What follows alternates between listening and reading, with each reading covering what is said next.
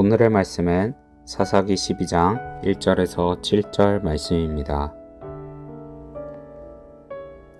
에브라임 사람들이 모여 북쪽으로 가서 입다에게 이르되 내가 암몬 자손과 싸우러 건너갈 때에 어찌하여 우리를 불러 너와 함께 가게 하지 아니하였느냐. 우리가 반드시 너와 내 집을 불사르리라 하니 입다가 그들에게 이르되 나와 내 백성이 암몬 자손과 크게 싸울 때에 내가 너희를 부르되 너희가 나를 그들의 손에서 구원하지 아니한 고로 나는 너희가 도와주지 아니하는 것을 보고 내 목숨을 돌보지 아니하고 건너가서 암몬 자손을 쳤더니 여호와께서 그들을 내 손에 넘겨주셨거늘 너희가 어찌하여 오늘 내게 올라와서 나와 더불어 싸우고자 하느냐 하니라.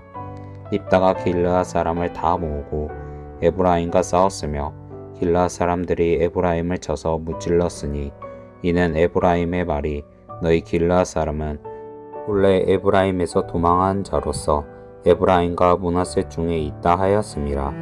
길르앗 사람이 에브라임 사람보다 앞서 요단강 나룻턱을 장악하고 에브라임 사람의 도망하는 자가 말하기를 청하건대 나를 건너가게 하라 하면 길르앗 사람이 그에게 묻기를 내가 에브라임 사람이냐 하여 그가 만일 아니라 하면 그에게 이르기를 시볼렛이라 발음하라 하여 에브라임 사람이 그렇게 바로 말하지 못하고 시볼렛이라 발음하면 길르앗 사람이 곧 그를 잡아서 요단강 나룻턱에서 죽였더라. 그때 에브라임 사람의 죽은 자가 42,000명이었더라. 입다가 이스라엘의 사사가 된 지 6년이라. 길르앗 사람 입다가 죽음에 길르앗에 있는 그의 성읍에 장사되었더라. 아멘. 오늘은 9월 20일 월요일입니다. 내일이면 추석 명절이죠. 하나님께서 여러분 가정 안에 하나님의 평강과 은혜를 풍성하게 부어주시기를 바랍니다. 이번 추석 명절에는 화목하고 그리고 이렇게 어려운 때 명절을 맞지만 그래도 평강하고 복된 명절 되기를 바랍니다. 오늘은 사사기 12장 1절에서 7절까지 말씀을 같이 묵상하고자 합니다. 오늘 이 말씀은 입다가 암몬과의 전쟁 이후에 에브라임 자기 지파와의 전쟁을 또다시 하는 것을 보게 됩니다. 사실 전혀 싸울 대상도 아니요, 싸워서는 안 되는 사람들끼리 서로 싸운 거예요. 그것은 에브라임의 잘못으로부터 시작이 됐습니다. 에브라임 사람들이 모여 북으로 가서 입다에게 말합니다. 내가 암몬과 싸우러 건너갈 때에 어찌하여 우리를 부르지 않았느냐. 우리가 반드시 너와 내 집을 불사르리라. 어찌 보면 굉장히 의리 있어 보이죠. 그러나 사실상 에브라임의 언행은 아주 불의합니다. 아주 패역한 언행이 아닐 수 없는 것입니다. 왜냐하면 부르지 않았어도 마땅히 전쟁에 나와 참여해야 마땅하지 않겠어? 형제를 도와야 마땅하지 않겠습니까? 그러나 입다가 도와달라. 그렇게 할 때에는 오지 않더니 입다가 전쟁에서 승리하자 왜 우리를 전쟁에 부르지 않았느냐?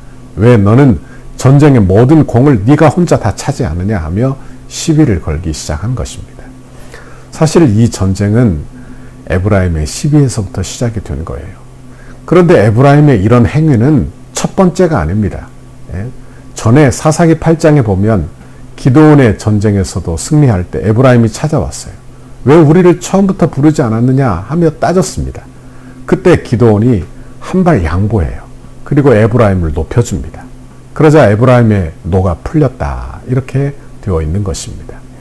그러나 지금 입다의 때와는 입다는 다른 거예요. 무엇보다도 사람이 다릅니다. 기드온 때에는 그래도 전쟁의 막바지에 가서 에브라임이 조금 거들어 줬어요. 그러나 지금은 전혀 도와준 적이 없는 상황인데 와서 따지는 것입니다.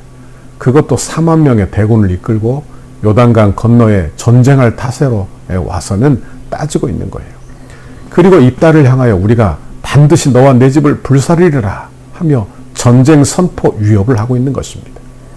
에브라임은 어떤 지파인지 생각을 해봅시다. 에브라임은 요셉의 아들들 중에 차자예요. 그러나 므낫세와 에브라임인데 하나님께서 그 차자에게 장자의 복을 받게 하신 것입니다. 그만큼 이스라엘 지파 중에서 수도 아주 많고 기득권이 있다. 북이스라엘 왕국에서 기득권이 있다 할 만한 그런 대표적인 지파가 되는 것입니다. 여호수아도 에브라임 지파였죠. 지금 입다가 전쟁에서 이기자 그 영광을 시기하고 있는 것입니다. 에브라임 사람들은 수고도 하지 않고 영광만 얻으려고 하는 거예요. 전쟁할 때에는 방관하고 관망하다가 이제 이긴 후에 와서 왜 내가 혼자 싸우느냐, 그렇게 시비를 걸고 있는 것입니다. 이것은 에브라임 백성들의 마음속에 하나님의 나라 또는 하나님의 백성됨의 정체성이 없다는 것을 보여줍니다.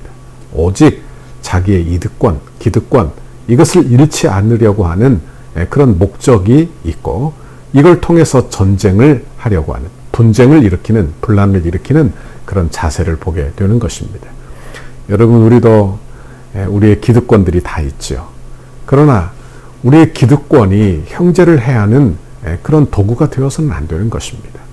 입다도 이러한 에브라임의 불평을 단순한 불평으로 받아들이지 않고 전쟁으로, 전면적인 도전으로 보았습니다.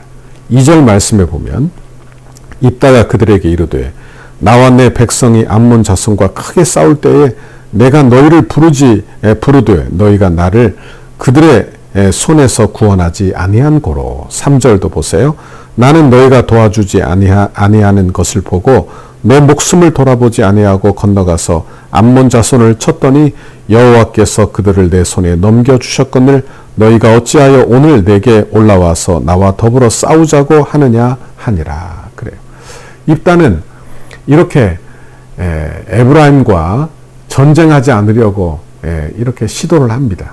그러나 에브라임과 전쟁하지 않으려고 협상을 시도하지 않고 오히려 발끈해서 잘잘못을 따지고 있는 것을 보게 된다 하는 말씀입니다. 여러분, 우리도 발끈할 때를 참 조심해야 될 것 같아요.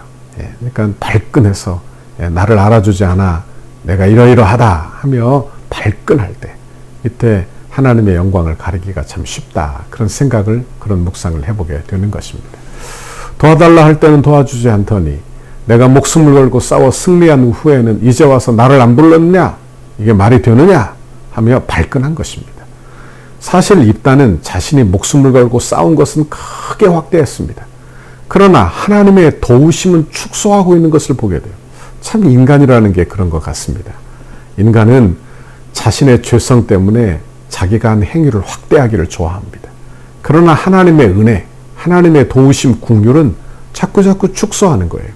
그러니까 그 마음속에 섭섭한 마음, 자기의 공로를 알아주지 않는 그런 섭섭한 마음이 자리 잡게 되는 거예요. 결국 그 마음으로 에브라임과 동족과 전쟁이 일어나게 되는 것입니다. 전쟁의 결과는 입다의 승리였습니다. 당연한 결과예요.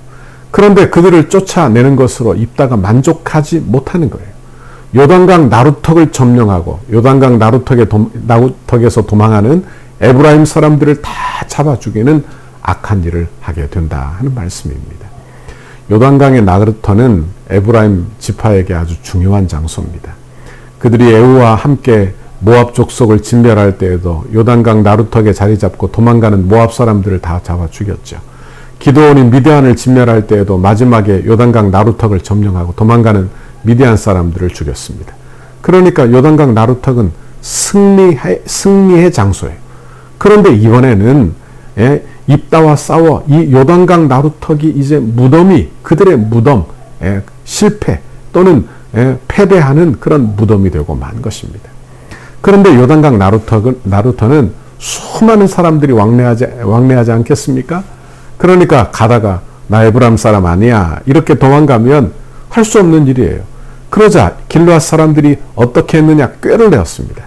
에브라임 사람들의 사투리를 가지고 에브라임 사람들을 가려내어 죽이게 된 거예요. 즉 쉿볼렛이라고 발음해야 하는데 그것을 쉿볼렛이라고 발음하지 못하고 쉿볼렛이라고 발음하면 이 사람 에브라임 사람이다 하며 그를 잡아 죽이게 되었다는 말씀입니다. 우리도 지역에 사투리가 있잖아요. 경상도 일부에서는 쌀을 발음하지 못하고 살 이렇게 하기도 하지 않습니까? 그것을, 이런 것들을 걸어서 동족 에브라임 지파를 발견하게 되고 그들을 죽이게 되었는데 무려 42,000명을 죽이게 되었다. 42,000명을 죽이게 되었다. 그러니까 참 어려운 일이 벌어지게 된 거예요. 물론 에브라임의 잘못이 큽니다. 전적으로 에브라임 잘못입니다. 여러분, 그러면 전쟁을 처음 하고 거기에 그쳤어야 하는 것입니다. 그런데 입다는 더 어떻게 했느냐? 그들을 다 잡아 죽이기까지 그의 화를 풀고 있는 것을 보게 되는 거예요. 여러분, 이 기드온의 태도와 입다의 태도가 에브라임을 대하는 태도가 많이 다르죠. 기드온은 자기 민족의 평안을 위하여 자기가 겸손히 그들을 받아들이지만, 입다는 어떻게 했느냐? 시시비비를 가리게 된 거예요. 그래서 결국에 에브라임 사람들을 다 죽이고, 그리고 그 이후에 42,000명까지 죽이게 되는 엄청난 일을 하게 되는 것입니다. 에브라임이 100번 잘못했죠. 누가 판단을 해도 그들은 잘못한 것입니다. 패역한 짓을 한 거예요. 그러나 입다의 결정도 잘했다, 그렇게 말할 수 없다, 그런 말씀입니다. 여러분, 싸워야 될 대상을 잘못한 거예요. 싸워야 될 대상은 자기 동족이 아닌 것입니다. 여러분, 우리도 이 땅에 살면서 영적 전쟁을 하는 중에 싸워야 될 대상을 잘못 알면 안 되는 거예요. 내 가족이 싸움의 대상이 되어서는 안 됩니다. 내 배우자가 싸움의 대상이 되어서는 안 되는 거예요. 여러분, 성도가 성도끼리 싸움의 대상으로, 경쟁의 대상으로 삼아서는 안 되는 것입니다. 여러분, 옳고 그름을 따지긴 해야죠. 여러분, 교회 안에서도 옳고 그름을 잘 따져야 합니다. 그래서 성경적인 것을 잘 세워서 성경적 교회를 세워야 돼요. 그러나 여러분, 진리가 아닌 면에서는 우리는 용서하고 사랑해야 하는 것입니다. 여러분, 옳고 그름을 따지다가 교회가 아주 무너져 버리는 경우도 한국 교회사에 종종 보게 되는 것입니다. 이런 경우를 뭐라고 그래요? 빈대를 잡으려다 초가 상관 다 태운다 하지 않습니까? 이런 옛말이 있잖아요. 이스라엘은 한 동족입니다. 교회와 같은 나라예요. 그러니 동족끼리 화목하고 서로 이해하고 세우는 것이 중요하다. 이것이 바로 하나님이 원하시는 일이에요. 입다가 자기 동족과 싸워 42,000명을 죽이는 사건을 보면서 참 아쉬운 마음이 듭니다. 입다가 조금만 참았더라면 어떻게 되었을까? 조금만 은혜스럽게 대처했다면 이스라엘이 얼마나 복되었을까 하는 그런 아쉬움을 갖게 되는 것입니다. 7절 말씀을 보세요. 입다가 이스라엘의 사사가 된 지 6년이라 길르앗 사람 입다가 죽음에 길르앗에 있는 그의 성읍에 장사되었더라. 이렇게 말씀합니다. 여기 보니까 그가 몇 년을 다스립니까? 6년을 다스려요. 그러니까 입다가 다스리고 그가 길르앗의 머리가 된 것도 고작 6년이라는 거예요. 그러니까 우리가 할 수 있는, 우리가 이렇게 입다가 그가 지도자가 되었을 때 그가 해야 될 일은 뭘까요? 민족을 복되게 하는 일이에요. 하나님 나라를 복되게 하는 일이 되는 것입니다. 우리도 어떤 직분을 갖든지 어떤 위치에 있든지 우리는 하나님의 나라를 복되게 하고 교회를 복되게 하고 화목되게 하는데 쓰임받는 우리 모두가 되시기를 바랍니다. 로마서 12장 17절에 보면 17절에서 19절 아무에게도 악을 악으로 갚지 말고 모든 사람에게 선한 일을 도모하라. 할 수 있거든 너희로서는 모든 사람과 더불어 화목하라. 내 사랑하는 자들아 너희가 친히 원수를 갚지 말고 하나님의 진노하심에 맡기라. 기록되었으되 원수 갚는 것이 내게 있으니 내가 갚으리라고 주께서 말씀하시니라. 그랬어요. 여러분, 우리는 우리의 공동체 안에서 화목을 추구하는 저와 여러분의 신앙생활 되기를 바랍니다. 내일이면 명절입니다. 여러분의 가정이 화목되기를 바랍니다. 그냥 잘잘못을 막 정확하게 따져서 누가 잘못했다고 그렇게 하기보다는 사랑으로 좀 덮어주고, 그래서 여러분의 가정이 화목하게 되고, 그래서 가정을 행복하게 세우는 그 일에 저와 여러분이 쓰임받기를 간절히 바랍니다. 여러분, 좋은 명절 되십시오. 하나님의 은혜가 임하기를 바랍니다. 평강의 복, 화목의 복이 여러분의 가정 안에 충만히 임하시기를 주님의 이름으로 축원합니다. 기도하겠습니다. 하나님 아버지, 감사합니다. 입다가 승리했음에도 불구하고 에브라임의 도전을 온유함으로 받지 못하고 아버지 그들을 악을 악으로 갚는 것을 보았습니다. 참 안타까운 일이 아닐 수 없습니다.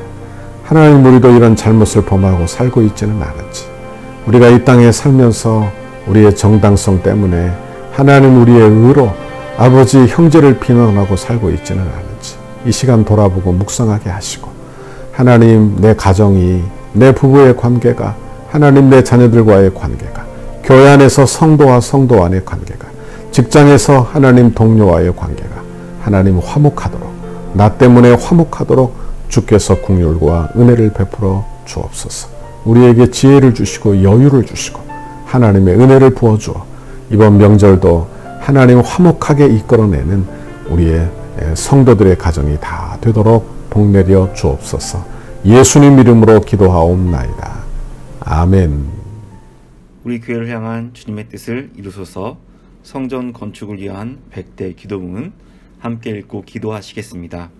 안수 집사님과 권사님들에게 자원하는 심령을 물 붓듯이 부어주셔서 헌신과 충성으로 섬기게 하시고 성전 건축의 모든 과정이 기도와 무릎으로 세워지는 교회 되게 하옵소서. 건축의 모든 일에 앞장서서 믿음의 세대를 잇는 영적 구심점의 역할을 감당하게 하옵소서. 여호수아와 갈렙과 같은 믿음의 눈으로 늘 긍정과 헌신의 마음으로 끝까지 달려가게 하셔서 주님을 향한 감사와 찬송의 고백이 끊이지 않게 하옵소서. 건축 기간에 하늘의 영광과 천국의 기쁨을 맛보게 하시고 한 번뿐인 인생을 하나님의 영광을 위하여 주의 거룩한 비전과 소명을 따라 살게 하옵소서. 믿음의 기초 위에 기도와 헌신의 벽돌을 쌓아 올리며 주님의 몸된 교회를 이루어가게 하시고 안수 집사님, 권사님들의 가정과 생업 위에 주님의 은혜와 보호하심이 넘쳐나게 하옵소서. 올해 건축에 앞장선 지도자를 위해 건축위원장 장로님들을 위하여 기도하시겠습니다. 건축을 위해 가장 앞장서서 섬기시는 건축위원장 장로님들께 영육간의 강건함을 주옵소서. 기도하는 내용마다 충만하게 응답해 주시고 실무를 감당할 때마다 돕는 일꾼들을 허락하옵소서. 기초를 닦고 뼈대를 세우며 공간을 아름답게 채워나가는 모든 과정에서 건축위원회와 모든 업체를 잘 조율할 수 있는 지혜와 지도력을 주옵소서. 시대를 읽는 통찰력과 통전적 사고, 다음 세대를 볼 수 있는 눈, 그리고 작은 일을 보는 눈도 주옵소서. 맡겨주신 일을 끝까지 감당할 수 있는 건강을 주시고 가정 가운데 은혜와 사랑이 충만케 하셔서 거룩한 일에 앞장서는 은혜가 있게 하옵소서. 주님께서 건축위원회와 소위원회의 머리가 되시며 위로부터 임하는 지혜와 지식과 능력으로 충만하게 하옵소서. 건축위원장을 중심으로 건축위원들의 마음이 온전히 하나 되게 하시고 감사와 자원하는 심령으로 맡겨진 소명을 넉넉히 감당하게 하옵소서. 건축위원들에게 갑절의 영광과 최고의 전문성을 주셔서 덕소교회의 건축이 한국 교회사의 한 면을 장식하게 하옵소서. 하나님께서 맡기신 건축을 위해 충성을 다하게 하시고 디자인과 실내 장식, 시공과 감리에 대한 탁월한 지혜를 주셔서 덕소를 대표하며 지역을 섬기는 건축이 되게 하옵소서. 건축위원들에게 섬김의 마음을 주시고 세밀한 부분까지 살펴 건축의 모든 과정이 순적하게 진행되게 하옵소서. 건축 과정이 소위원들 모두의 기쁨이 되고 날마다 기적을 체험하는 은혜가 있게 하시며 모든 과정이 부담이 아닌 축복임을 깨달아 늘 감사한 마음으로 진행하게 하옵소서. 소위원들에게 건축에 관한 이해력과 지식을 주셔서 모든 일이 물 흐르듯이 은혜롭게 진행되게 하시고 비전과 통찰력을 주셔서 향후 펼쳐나갈 교회의 사역들을 지혜롭게 준비하게 하옵소서. 소위원들이 하나 되게 하시고 시공과 감리를 잘 조정하며 공사 현장을 잘 관리하여 모범적인 건축 현장이 되게 하셔서 경제성, 실용성, 기능성을 살린 아름다운 건축을 이루게 하옵소서. 실무를 감당할 때 성실과 희생, 모범을 보이며 기쁨과 평안으로 잘 감당케 하시고 아주 작은 부분까지 하나도 놓치지 않게 하옵소서. 개인의 주장이나 이기심이 조금도 틈타지 못하도록 늘 기도하며 겸손한 마음으로 섬기게 하옵소서. 예수님의 이름으로 기도드립니다. 아멘.